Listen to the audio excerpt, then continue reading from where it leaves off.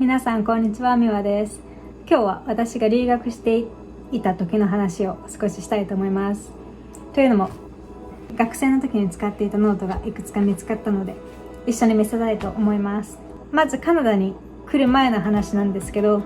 私は日本で4年生大学を卒業しました。で、卒業した後に日本で就職がしたくないという理由でカナダに来ました。それで私が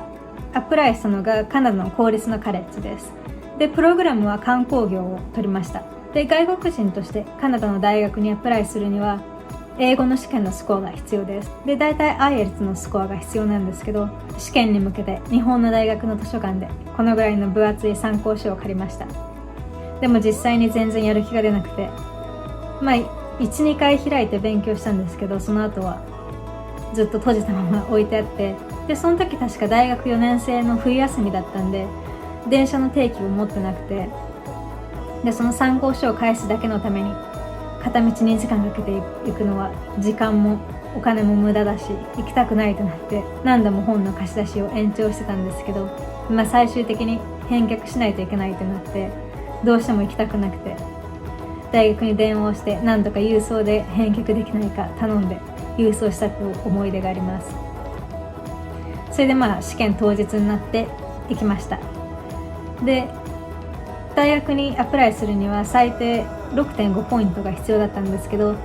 ギリギリ 6.5 ポイントが取れたんで、なんとかアプライできました。今でもあの時取れてなかったらどうなってたんだろうって思います。はい、そんなこんなでなんとか大学に入りました。で、大学に入ってからオリエンテーションがあってすぐに授業になります。で、私が入ったプログラムはコーホートプログラムって言って、だいたい何人いたかな、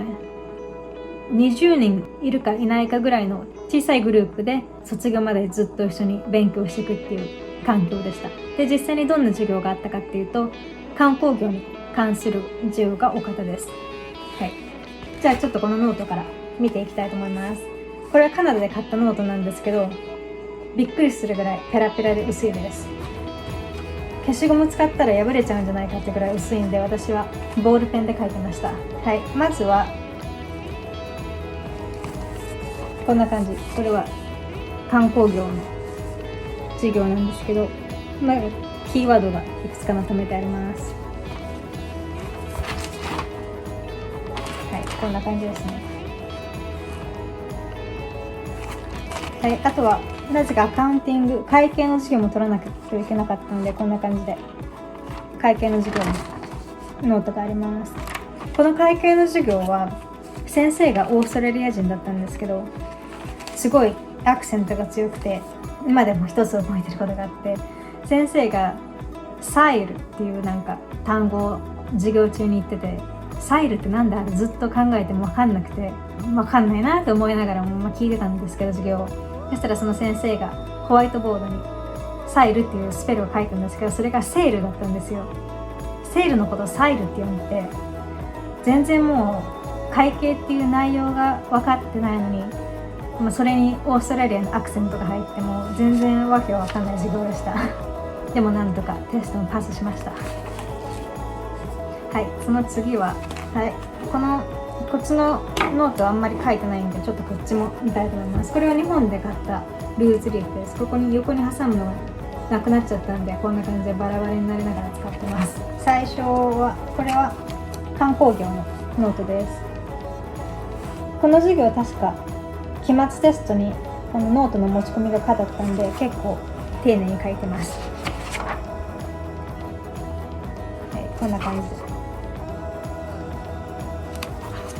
はい、これが次の授業。これは料理を作って食べるっていうすごい楽しい授業でした。週に1回だったんですけど、これはちなみに選択授業です。選択で私はこの授業を取りました。週に1回で5時間っていう長い授業なんですけど、毎週何か食べ物を作って食べて帰るっていう、なんとも楽しい授業でした。で、どんなことを学んだかっていうと、ワインサービングのマナーとかで、その時にワインテイスティングとしてワインを飲んだり、あとはチキン丸ごとその丸鶏をその手羽先で切るとか、その鶏の胸肉だけ切るみたいな、そういう丸鶏を切るっていう授業もあったし、あとはそのレストランで食べる時の食事のマナーを学ぼうってことで、ホテルのレストランにコース料理を食べに行ったこともありました。そういう楽しい授業でした。で、この授業の中間テストが人参と玉ねぎを切るっていうテストで、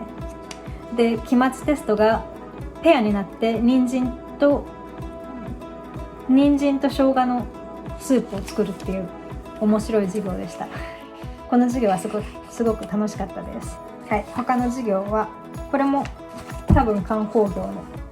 授業だったと思います。あんまり覚えてない。はい、これは覚えてないんでちょっと飛ばして、ちょっと思い出しました。こんな感じで、これもキーワードがまとめてあって、これは確か期末テストがレポートだったので、こんな感じでまとめてあります。はい、で最後の授業がこれは法律の授業です。これも選択授業で取りました。結構面白かったです。法律とは何かっていうところから始まって、でいろんなタイプの法律があるってことで、タイプスオブロー、こんな感じでまとめてあります。はい、今まで習ったことがない面白い授業でした。そんな感じかな。授業のノートはこんな感じですね。実際の授業はどんなのが多かったかっていうと、結構グループワークが多かったです。会計の授業とかはグループワークほとんどなかったんですけど、他の授業は毎週のようにグループワークがありました。で、一つ今でも印象に残ってる授業があって、その授業は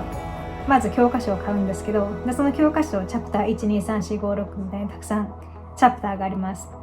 でグループ3人4人ぐらいのグループに分かれて、であなたたちのグループはチャプター A の説明をしてくださいっていう風に割り当てられます。で毎週今日はチャプター1、次の週はチャプター2っていう風に、その担当のグループが教室の前に立って説明をするっていう授業で、先生は常に後ろの席に座ってそれを聞いているだけっていう、その生徒が生徒を教えるっていう授業がありました。で他には何があったかな、オンラインの授業を2回ほど取ったことがあるんですけど、オンラインの授業なのにグループワークがあって、結局実際にそのグループのメンバーと会ってグループワークをしなければいけないっていう、そんなこともありましたそんな感じかな。なんだかんだ大変だったけど楽しかったです。今日はこんな感じにします。何か質問があればコメントしてください。じゃあバイバイ。